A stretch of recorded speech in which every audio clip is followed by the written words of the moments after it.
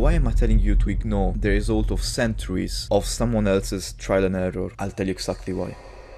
When I was younger, I was always a little bit anxious when cooking. What if I don't know like the cooking times or the cooking temperatures? What if I don't have the right tool? I had all of these thoughts coming up, so I always kind of ate whatever I had in the house, maybe like some canned foods or some packaged food, or I made like something that I was good at making because I knew the recipe, I knew exactly what I had to do, so I probably would have made that. But you know, like overall I didn't have the full control of my diet, and I was still like hating the process of cooking. I didn't like that. It was like just stressing overall, okay? Then something changed, and I'll tell you exactly what happened. So it's kind of a strange story. I was playing this game, okay, this video game.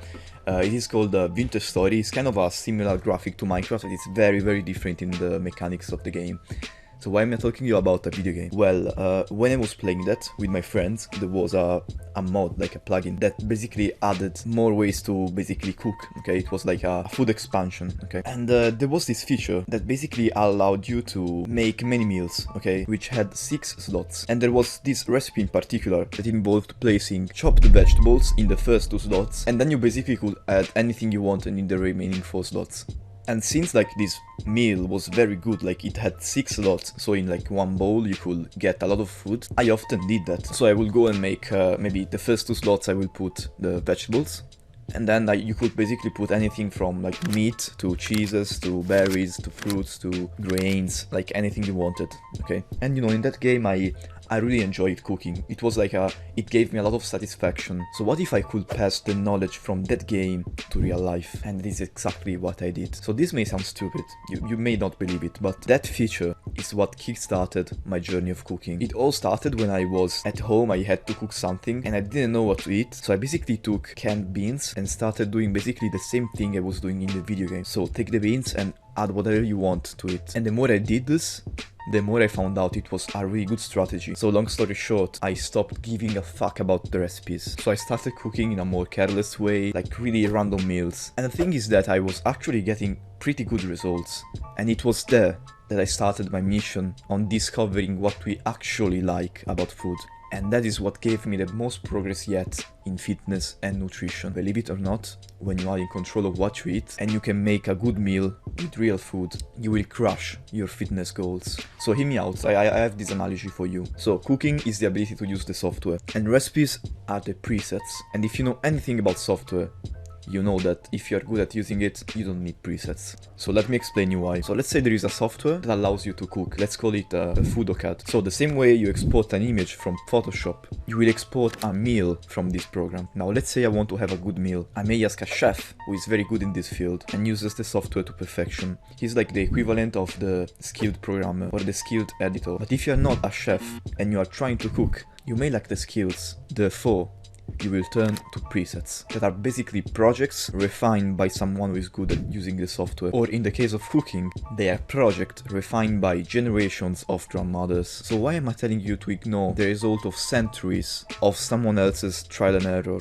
I'll tell you exactly why. I found 2 reasons. The first one is that you will never learn to use the software if you just use someone else's presets. This is also why I never use presets in my videos, because I'm still learning the features, and if I only use presets, I will never learn them. The second one is that sometimes the refining of recipes leads to a fixation on tradition. This is a very common systematic error you find in Italy, where you basically have a recipe that has to be done in a certain way, and in that way only, even though there are like better ways to do it. For example, I was having dinner the other day, and we had one of those like cooking TV shows, like MasterChef or something like that, and there was a guy making the spaghetti alla carbonara, and he used butter, okay, to help the bacon melt and cook faster.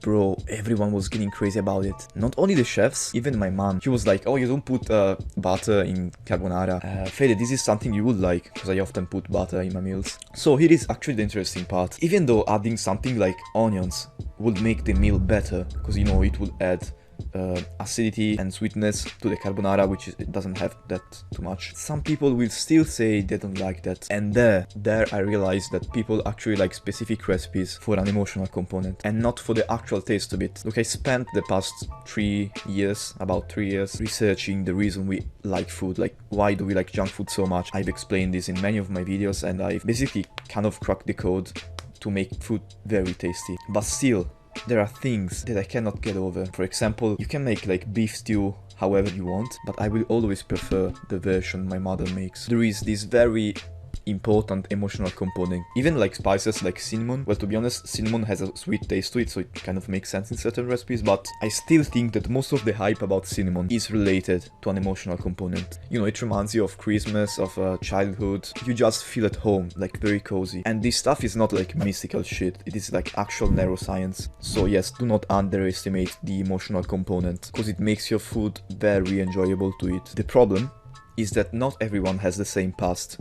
And this is why, sometimes, by following recipes, you can fall in one of those traps. Because you may not have the same emotional attachment to those recipes as the guy who created the recipe. So by excluding potential ingredients, you may end up missing out on more satisfaction for an emotional component that does not belong to you. You know, someone else's fixation. So these are the two reasons I do not follow recipes too much. And if you want to learn this skill, like I was really bad at cooking before I started cooking by myself. So I really encourage you to do your own things. It is really worth it.